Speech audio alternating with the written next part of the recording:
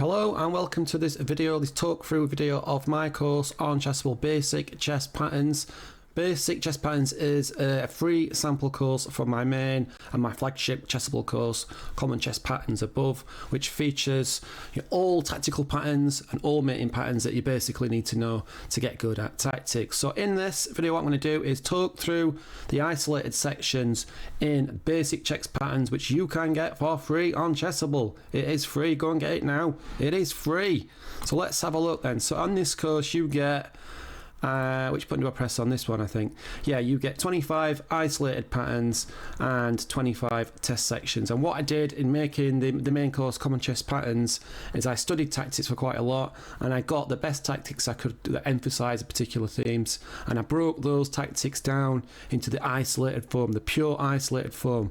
So let's have a look. I'll show you the first one, for example. And I have disabled the timer and I have started my progress again. So this is a pattern in its purest sense. It's white to play, and in this position you are taking advantage of the pin on the king thanks to the queen, and what you can do is deliver the knight to h5. Right, the pawn can't take back thanks to the pin, and therefore you win the queen on the next move. Now this essential pattern could sort of be the queen on this square, it could be the queen on this square, the queen on any square basically vertical, or it could be a rook. But the essential pattern I've got in this position, it comprises of the queen and the knight in this exact position. I knew that Common Chess Patterns was going to be successful because after I studied this position and put this into Common Chess Patterns, I went off and played a blitz game and got the exact same pattern, not necessarily the exact same position of the queen, but the same technique, the pin with the knight and the queen sort of pinning the king, so this pawn's pinned. So let's carry on, let's go to the next one. Black to play, and again we're going to take advantage of the pin on the king with the rook, and we're going to play knight to f4, and we're just going to win the rook. This pawn can't take back, therefore we're going to win the rook outright. What I recommend you do is get this, study the isolated positions over and over again, use the default repetition that's already inbuilt in Chessable, do extra reviews even, do that thoroughly and thoroughly until you can get these patterns cold and you can play them with just glancing at the board without any thought. And that could be 5 repetitions, 10 repetitions, whatever it is, just get to that position, so without even looking you can see the right move, and only then are you ready to move on to the test sections. So as you see in this position, you probably look, as I was talking, we get a dual threat of hitting the queen and also lining up the g7 square so the queen can deliver mate. So if the pawn does take, to avoid this, then bang, and there are no checks available. The only check in the position is if the queen comes to this square, right, with check, but then we just win the queen in either case. So if the pawn takes back, we deliver mate. If the king does something else, the king's move out of the way, it cannot move out of the way in this position because of the queen, it cannot move out of this position because of the knight, and if it comes to this square we can still deliver mate on g7. A really important pattern. Let's go to the next one. Oh yes, so this one I will pause a little bit before I deliver the positions, because for me, an instant glance at the screen, within half a second I can see the clubroom as the solution, and I know how that works in the test section. So why the test sections? The test sections have got all the pieces back in. Right, so it's like a real game situation with the pieces in situ, but what I've done in the isolated section is take off the unimportant things, so you can actually drill and get down to the essential element of the patterns if you do it repeatedly. So this is removal of the guard tactic. Basically we take that off, and then now we can pick up the knight, and white will promote this pawn. Move on to the next one. So I'm going to go through these a little bit quicker. Again, have a look. If you want to pause the video, you can do. I'm just going to talk through it. We're going to deliver bang, a knight fork, opening up the g file, and the queen has to give itself up for the rook, and then we are queen versus rook, winning endgame. So this position, I really like this one as well. So you've got to look out for the danger. This pawn is about to promote, and what can you do about that? You can't bring this rook back. That's too many moves. What else can you do? Well, what you do is you use the check. You're using this as a springboard for your own attack. So you can check on b7. King must move either way, either square, and then you can pick this bishop up, and then this pawn, obviously, if it can promote to a queen, then we're just going to take it the next move. Really nice pattern idea. This one is a little bit more complex. So this is a double attack position. That's where it says isolated position number 7, double attack. And in this position, what we want to do is ideally pick up this rook, which is hanging, but the black king is on the light squares. So first of all, what you have to do is nudge it onto a black square, and then, you know, whichever was going to come to this one or this square, then the queen can angulate itself, sort of angulate itself again and pick up the rook on b8. Again, so what do we want to do in this position? We want to promote this pawn, right? That's what we want to try to do, but we're not going to be able to do that because the king is on the pawn, and if we take here, for example, then rook takes, and that's just a drawn endgame probably, rook versus bishop. So what do? We use this tactic. We do bishop check, and then now if the king takes, we can promote in this position here. If going back, king takes this, then we pick up the rook, and then we enter a winning endgame with rook bishop versus bishop. Next position, let's keep going. Alright, so this one is very isolated pin pattern again, and what do? We just tick off the knight, right, because of this pin. And these sorts of essential patterns, right, in more complicated positions are sometimes harder to see, like especially in blitz games or low time control positions. Right, so you just need to be very, very good and be able to see these positions instantly, and that's what this isolated section's for. It's to overtrain until you get really, really good at these basic essential patterns, and then you do the test sections, which is essentially the same idea but just in a more complicated position. And what that will do is, I really like this one, what that will do is just cement those patterns even further. So this one, I've given you time to look at this. This is nice. Right, we take advantage of the pin once, and we take advantage of the pin twice because of these two bishops, and it does emphasize the power of bishops side by side as well. Let's move on to the next one. Okay, so yeah, I'm going to go through these a little bit quicker. So this is double check. What do we want to do? We want to win, right? We want to checkmate. That's what we want to do. We want to checkmate. So we get a double check, check with the bishop, check with the rook, and then we can just trap the king in the corner thanks to this rook, you know, that's blocking the king's escape square. And it's checkmate. Move on to the next one. This is nice, really good. This is fantastic. This is probably the best pattern in this sample course. So have a look at this one. This is amazing. This is coordination of the pieces, and if you could pull this off in a real game, you know, with the pieces on the board, this is just obviously the isolated section. Wow.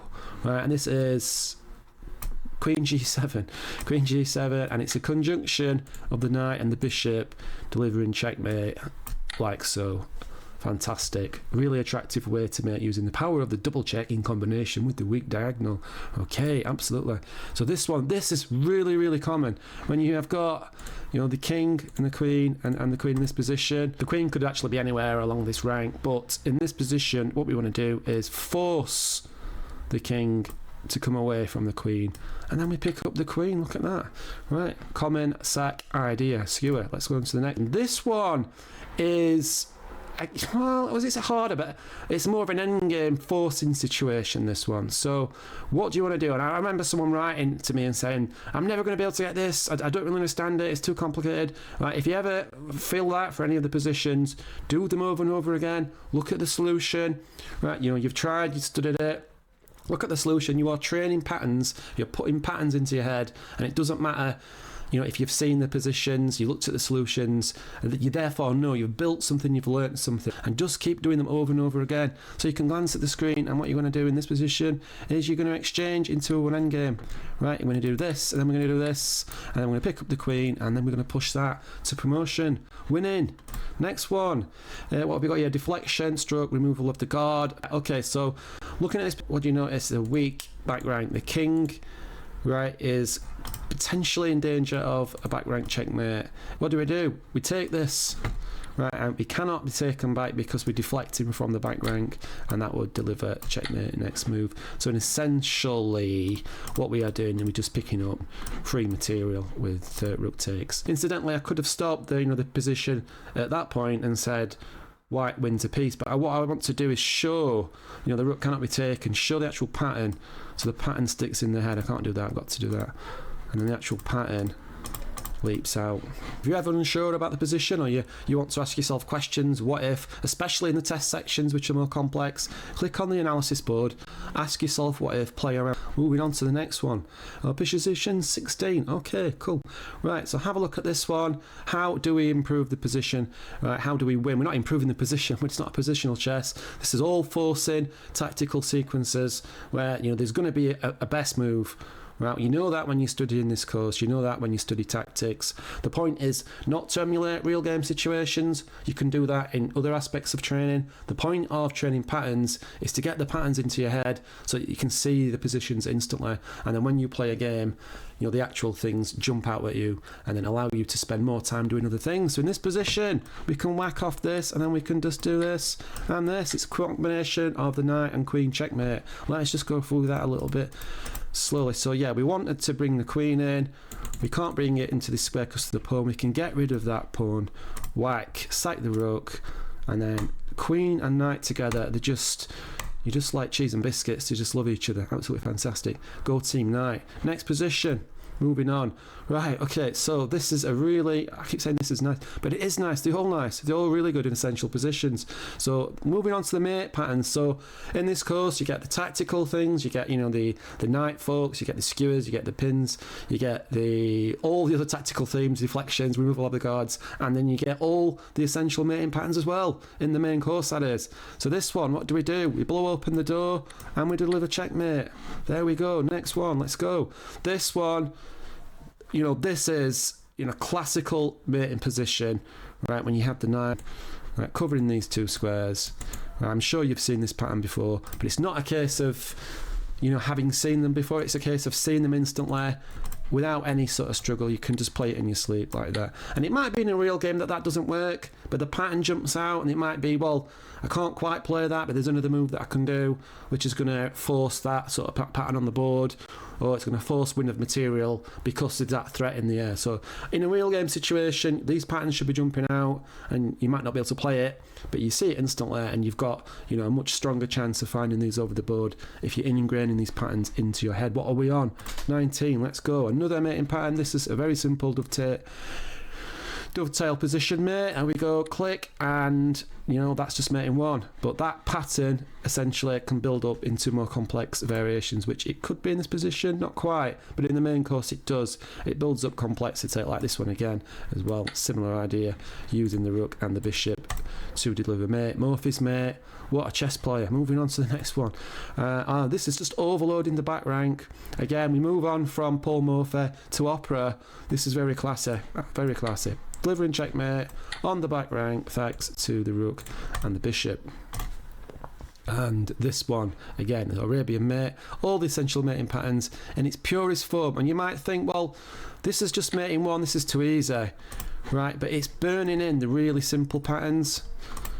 Really simple patterns, so that when you're not in this position, you can build up to that position because you've seen the end result. And these simple mates in ones, of which there are not many in the actual course, but I've put them in this sample course as the basic pattern in which to build around more complex pattern themes of the same particular nature. So moving on to the next one. So back rank positions. So what can we do in the back rank? This comes up an awful lot. When I used to do chess.com tactics, which was good but mostly bad, this seemed to come up every time, and it's this one where we use the check first and then we deliver back rank checkmate. So we want to immediately do that, we can't because of the bishop. So what we do is we insert an intermediate check, forcing the king into the corner and over the power of the back rank. And the next position, this is a hook mate. You can get a knight in a superior position like that and a beautiful outpost square, and then you can just deliver mate behind like so. And this again is very common. All of these mates are very common. They come up a lot. This is why you need to know them. You need to do them instantly, and you just get stronger if you do know them. Moving on to the last one. This one comes up an awful lot. It's this idea of using this pawn wedge. Right, and we want to do is we'll get this queen onto this square. This square is covered. We can't get this onto f7, but we can get it onto here. How do we do that? Whack. We force the king into the corner, and then we deliver checkmate as so. So having done all of those sections, what I would do now is drill those patterns over and over again. And if you're already good at chess, that's good, but you're looking for speed, you're looking for instant recognition. You want to be able to see those positions and you just click them immediately without thinking about them because they're so ingrained. What you want to do then is the test sections. I'll just look at one test section just to give you an example of what they look like. Click on the test section from this one, and here we are. So this is one of the patterns that we've just looked at in that 25 bunch, and these are randomized in the test sections. I think that's true. Yeah, I think that's true. So what is the correct move? And if you've been drilling those patterns over and over again, you see this straight away, because what you want to do, you want to promote this pawn. Right, but you can't do that because the king's on it. So what can you do in the position?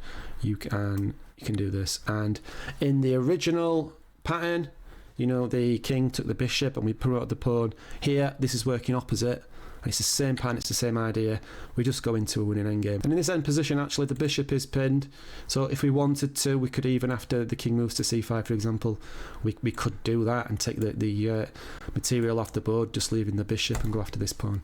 You can do that if you want to. Okay, so that is the course in a nutshell. It is available free on Chessable. You have to be signed up to Chessable, which is free to sign up, and then if you do that, you can get this course for free. I'll put links in the descriptions. You can see my main course. There's 780 positions in the main course. There's 50 free sample variations in this basic chess patterns, and there are about 11,500 users. So get on board, get on Team Basic Chess Patterns, Common Chess Patterns, and thanks for watching. Goodbye.